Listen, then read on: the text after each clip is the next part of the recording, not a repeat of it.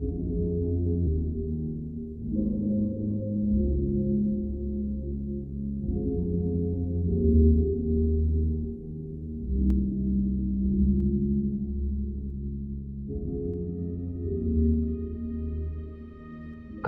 बगावत, विद्रोह, इनकलाब, ये शब्द सुनने में बड़े अच्छे हैं, लेकिन प्रैक्टिकली बड़े चैलेंजिंग हैं। मेरा रास्ता भी कुछ ऐसा ही था, लेकिन मैं इन शब्दों से अनजान था।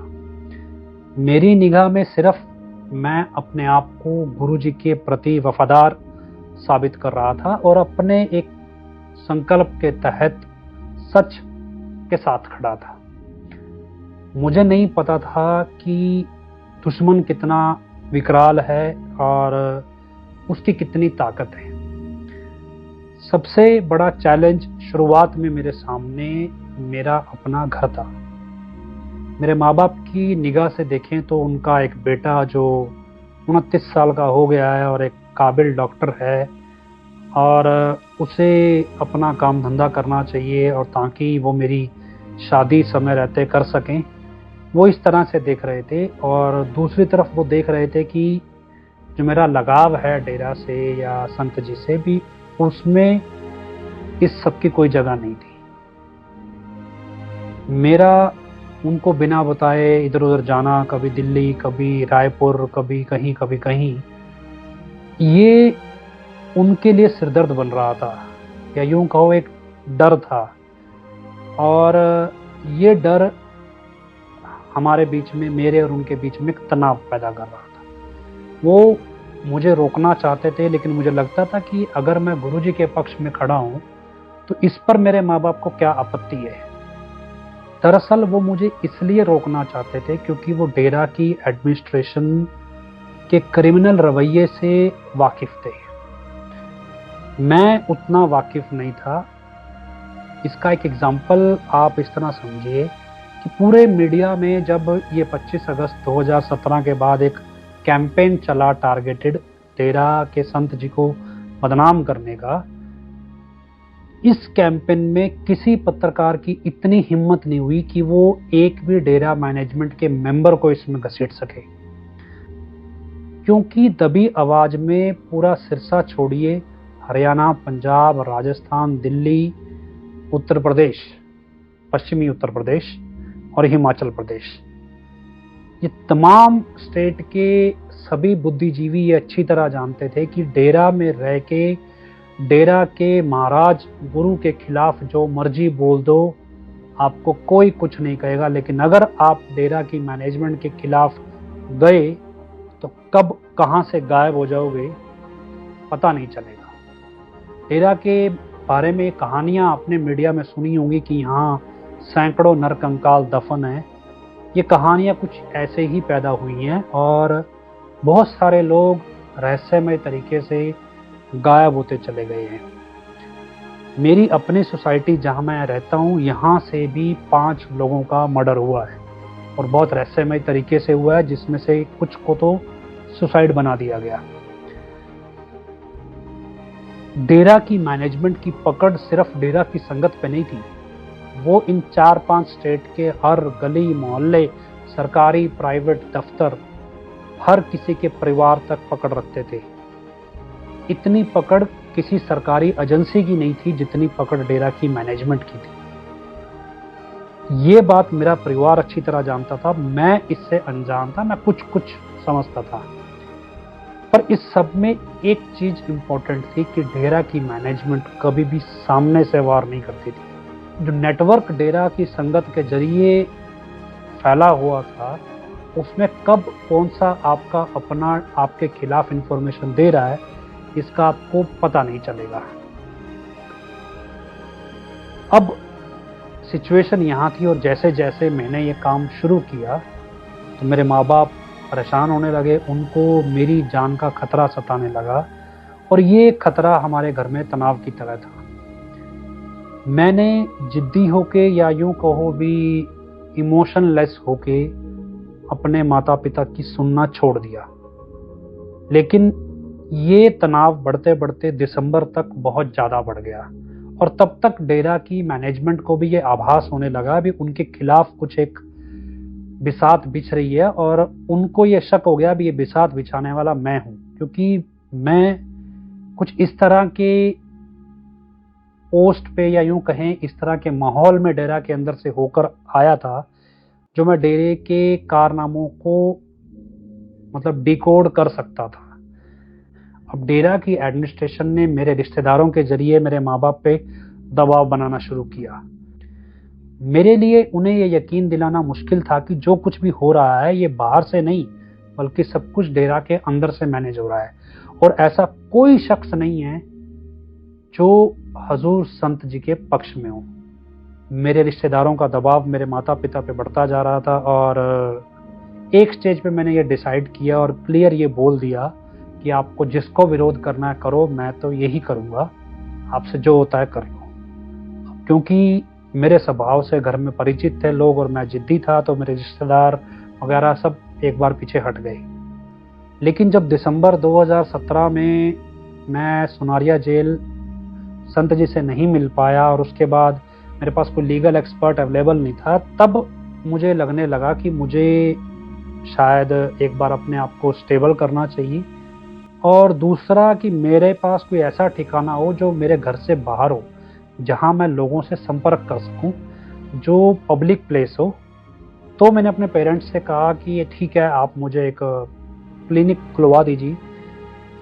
तो वो खुश थे भी, चलो एटलीस्ट ये इस रास्ते पर आया है। तो एक क्लिनिक मेरे घर के पास हमने खोला, क्योंकि असल में मुझे हॉस्पिटल में रहना नहीं था, मुझे काम करना था संत जी के पक्ष में, और इसलिए मैंने बैकअप पे एक लेडी डॉक्टर को हायर किया। अब हॉस्पिटल शुरू हो गया और धीरे धीरे घर में मामला सेटल होने लगा और जो तनाव घर में बनता था वो सब अब शिफ्ट होके हॉस्पिटल में आ गया था।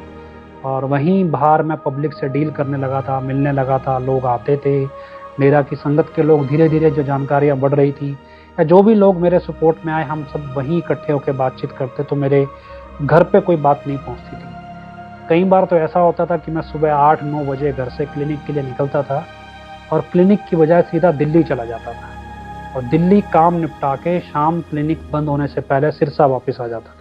जहाँ मैं रहता हूँ मेरे आसपास रहने वाले लोगों में 95% संख्या उन लोगों की है जो डेरा के अनुयायी हैं। ऑब्वियसली तो मेरे जो पेशेंट्स थे, कस्टमर थे, वो भी डेरा के अनुयायी थे। मेरे क्लिनिक के सामने कोई दुकान थी किसी की, उसके बाहर एक सीसीटीवी लगाया गया और जो भी पेशेंट्स मेरे क्लिनिक में आते थे, अगर वो डेरा के एडमिनिस्ट्रेशन के टच में आते तो उनको बाकायदा प्रेशराइज किया जाता भी वो मेरे क्लिनिक में ना आए। और शुरुआत में क्लिनिक अच्छा चलने लगा, लेकिन धीरे धीरे पेशेंट्स की गिनती कम होने लगी और क्लिनिक में भी चैलेंजेस आने लगे। इसका खर्चा निकालना मुश्किल है, तो जो डॉक्टर्स स्टाफ हायर किया गया उनकी सैलरी देना मुश्किल हो गया। फिर भी इतना था कि कुछ कुछ खर्चा हम निकाल पा रहे थे और लगभग कुछ समय के बाद मुझे अपने स्टाफ को कम करना पड़ा। जो डॉक्टर्स थे वो भी मुझे छोड़ के चले गए और मैं अकेला रह गया क्लिनिक पे। लेकिन फिर भी माइंड में फोकस यही था भी गुरुजी वाले काम से हमें पीछे नहीं हटना है। इससे अगला चैलेंज था इंफॉर्मेशन जुटाना। इंफॉर्मेशन कुछ हद तक मेरे पास थी, मैं डेरा के इंटरनल स्ट्रक्चर को समझता था, लेकिन उनके करप्शन के बेस को या फिर क्राइम के बेस को नहीं समझता था।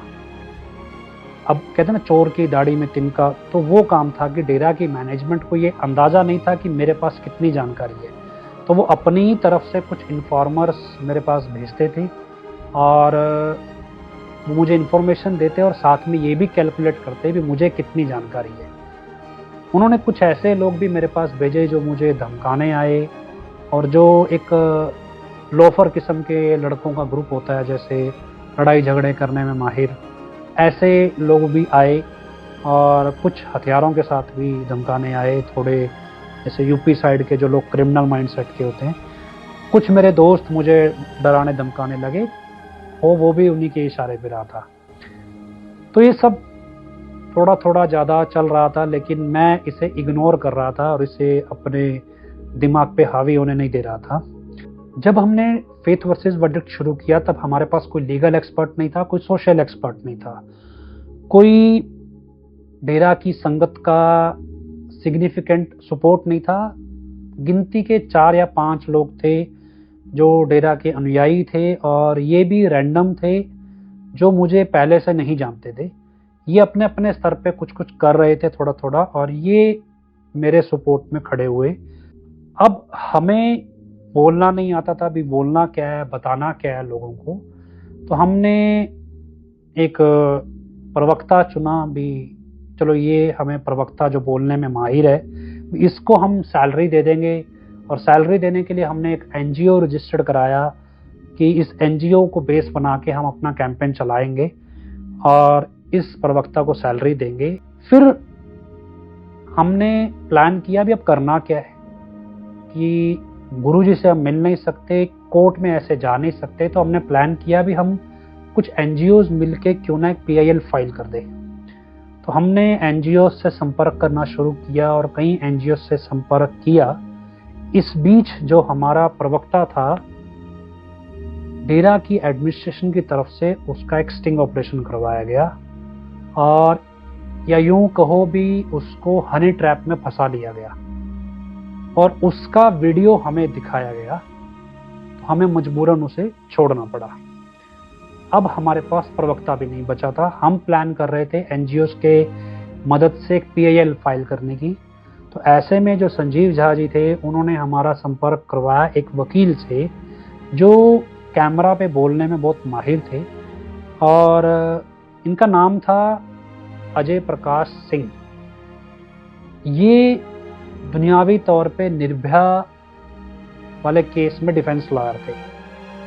अब उनकी ये पहचान हमें नुकसान पहुंचा सकती थी, लेकिन ये समझ लीजिए भी हमारे पास उनके अलावा कोई और विकल्प बचा ही नहीं था। जब हमने उनसे पहली बार संपर्क किया और उनका वीडियो रिकॉर्ड किया, तब हमें लगा भी नहीं, ये जैसे भी हैं लेकिन एक बहुत अच्छे वक्ता है, स्पीकर है, और हमें ऐसा ही स्पीकर चाहिए।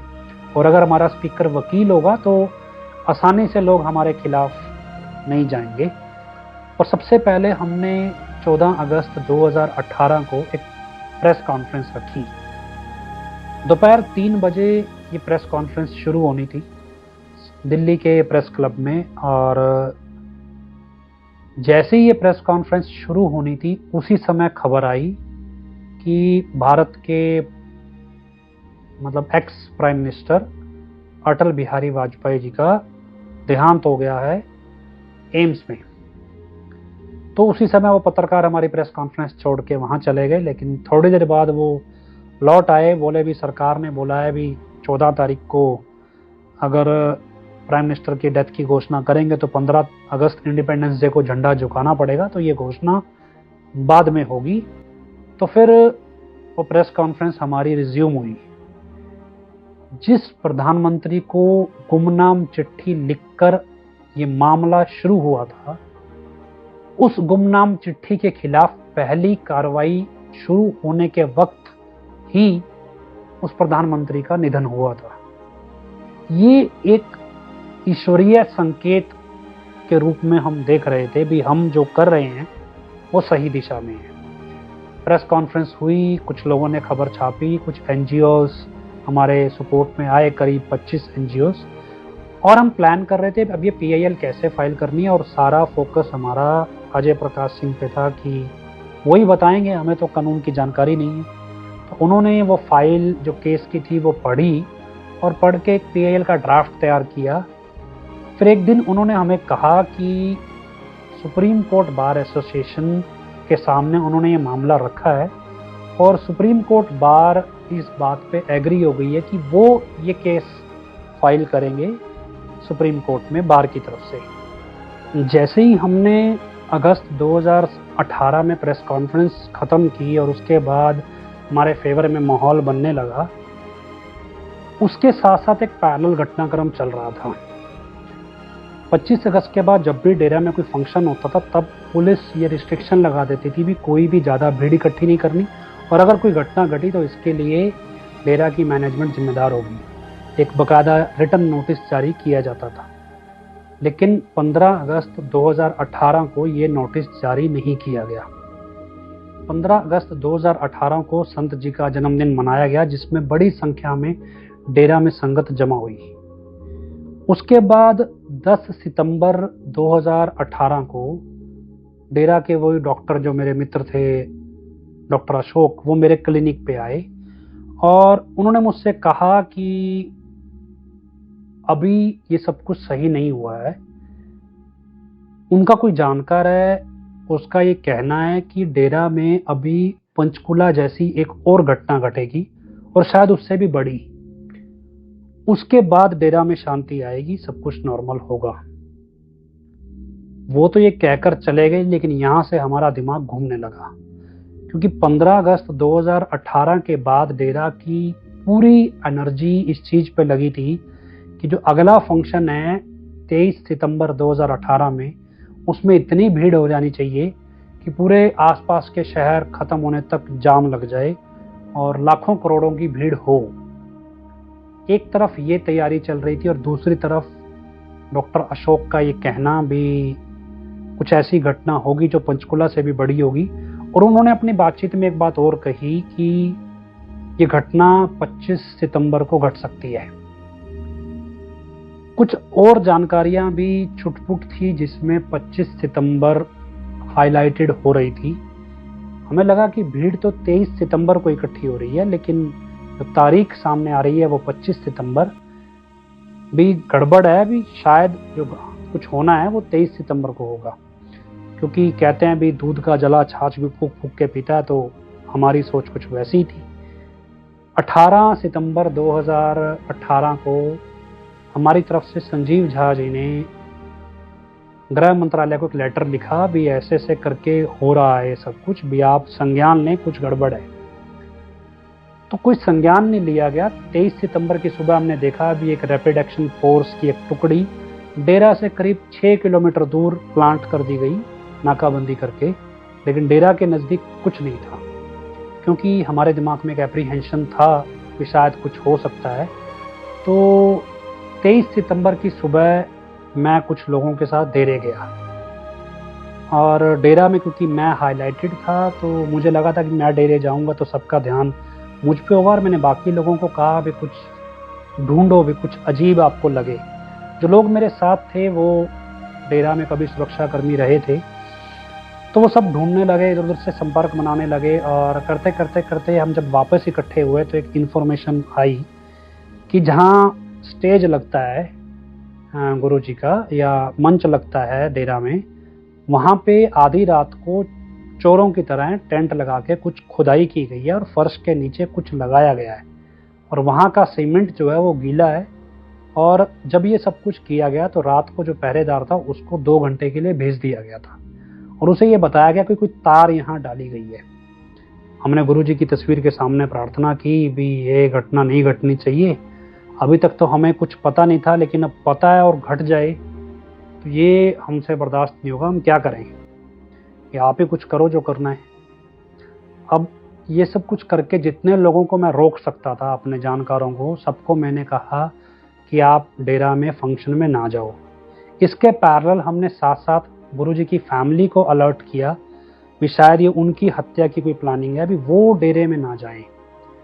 तो ये प्रोग्राम जैसे ही शुरू हुआ वैसे ही भारी बरसात शुरू हो गई। जब तक ये प्रोग्राम चला तब तक बरसात चली और बरसात इतनी तेज थी भी मंच के आसपास जितना भी एरिया था वहां पर 4-4, 5-5 इंच पानी जमा हो गया। तो ये जैसे तैसे प्रोग्राम निपट गया। अब हमें लगा भी एक चमत्कारिक घटना है भी, अचानक से तेज बरसात का होना और मंच के आसपास पानी भर जाना, शायद कोई विस्फोट होना था और वो हुआ नहीं और ये सब टल गया। ये हम एक चमत्कारिक संकेत के तौर पे देख रहे थे। जनवरी 2019 रामचंद्र छत्रपति मर्डर केस का फैसला होना था और हम इस चीज़ पे कन्विंस थे भी ये फैसला संत जी के खिलाफ होगा, क्योंकि 25 अगस्त को जो फैसला हुआ था उसमें कोर्ट ने प्रीजुडिशियसली ये कंसिडर कर लिया था कि छत्रपति मर्डर और रंजीत मर्डर इस गुमनाम चिट्ठी की वजह से ही हुआ है। और अब फैसला भी जगदीप सिंह लोहान जो जज था जिसने पहला फैसला सुनाया था सीबीआई स्पेशल कोर्ट का, उसी ने फैसला सुनाना था। तो ये एक तय था कि ये फैसला खिलाफ आना ही आना है। लेकिन दूसरी तरफ से जो गुरुजी की फैमिली थी, उनका ये दावा था कि उन्होंने अपने लेवल पे कुछ नेगोशिएशन की है और ये फैसला उनके पक्ष में आएगा। फाइनली ये फैसला खिलाफ आया। इस बीच जब ये फैसला आया तो उसी समय अजय प्रकाश सिंह जी का फोन आया। भी डेरा की तरफ से सुप्रीम कोर्ट बार को किसी ने अप्रोच किया है और उन्होंने ये फैसला जो है हमारी पीआईएल लगाने का ये कैंसिल कर दिया है। इस पीआईएल को लगवाने के लिए हमने सुप्रीम कोर्ट बार को 1.5 लाख रुपया डोनेट किया था ऑन रिकॉर्ड। लेकिन अब ये कैंसिल हो गया, तो कैसे हो गया हम नहीं जानते थे। फिर उन्होंने बोला कि मैंने ये पीआईएल अपने लेवल पे प्राइवेट पिटीशन बना के फाइल कर दी है और जो भी खर्चा वगैरह है वो उन्होंने हमें बता दिया।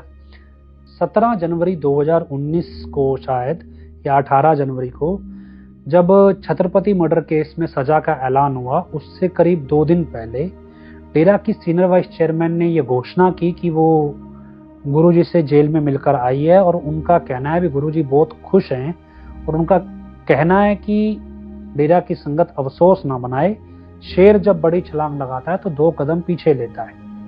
और इस तरह से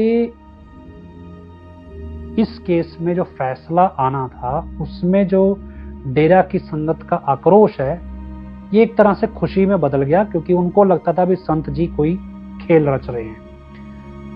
और उसके बाद 25 जनवरी 2019 डेरा का सबसे बड़ा त्योहार 25 जनवरी को मनाया जाता है और उस दिन डेरा के पूर्व प्रमुख शाह सतनाम सिंह जी महाराज का 100वां जन्मदिन था।